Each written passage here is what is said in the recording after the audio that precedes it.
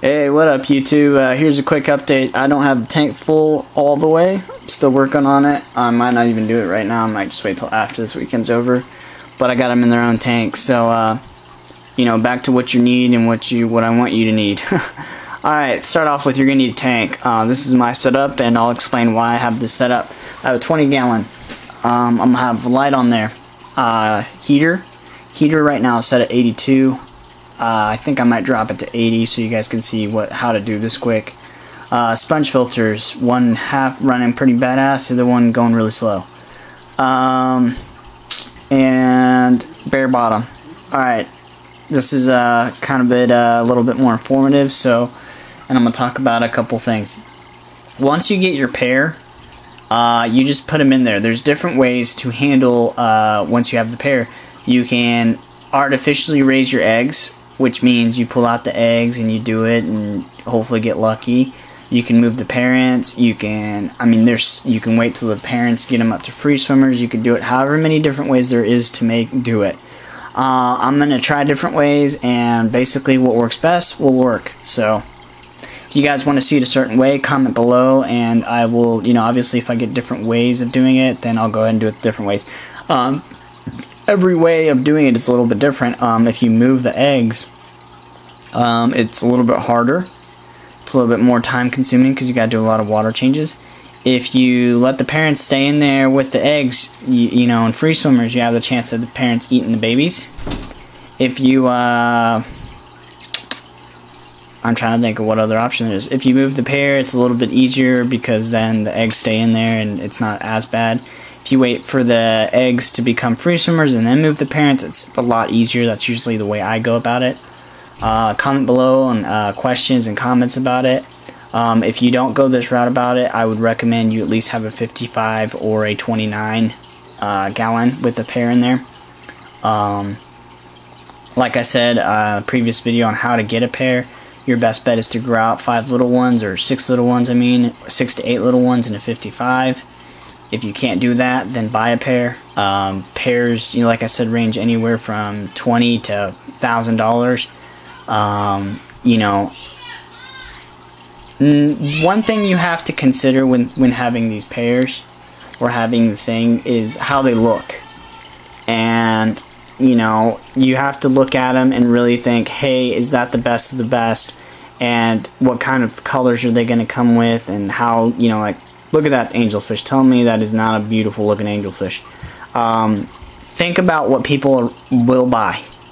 I've done different types of breeds. I've done marble, I've done silver, I've done clown, I've done blacks, I've done black silvers, I've done black clowns, I've done black pearl scale, I've done gold marble pearl scale, I've done gold pearl scale, I've done veil standard fins, I've done platinum. The only things I haven't done are smokies. I haven't had a full pair of smokies. I haven't had I've had zebras. I haven't had, and I mean breeding them, I haven't had koi, like a real koi. I'll explain those different types of breeds. I haven't had a paraiba, or I've had Pinoy, I guess, if you count the platinum, but I don't count it. So, I've haven't had autumns either, or the Peruvian ones, whatever they're called. So, I've had a good variety of fish, I just haven't had every single one of them. The ones that sell the best, this is my personal experience, so, take it for a grain of salt, or, look it up and find out if that's really what works for you.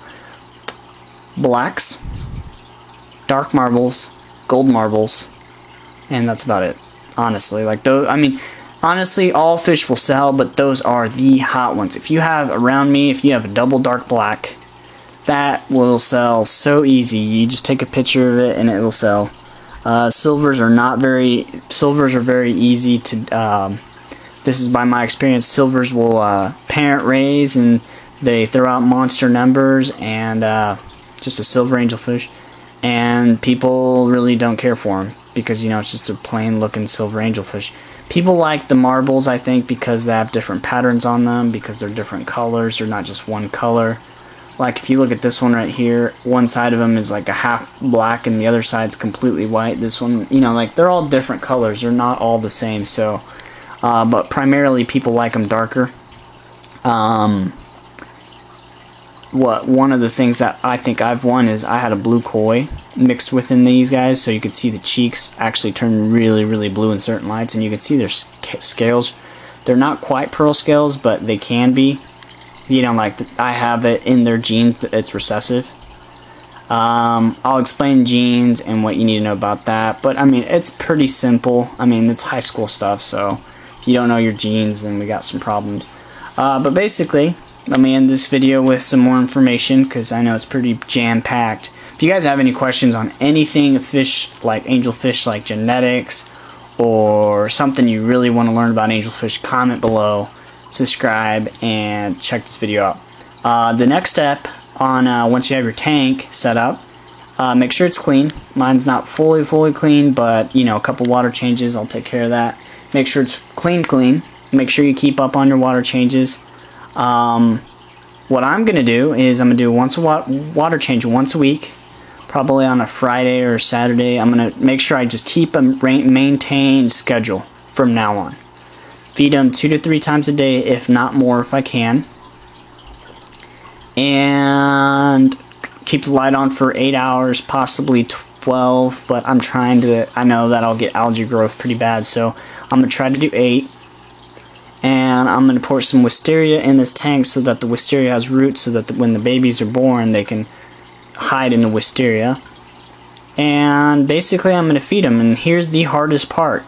And I'm going to probably say this in more than one video. The hardest part now is patience. Patience. You got to be really patient. Don't rush it. It's Mother Nature. It's going to do its thing when it wants to do its thing. Don't rush it. I can show you guys a couple tips on what I do to get them spawn regularly, what I do to make it happen. So I hope you guys enjoyed this series. Like I said, rate, subscribe, comment. Thank you. Peace out.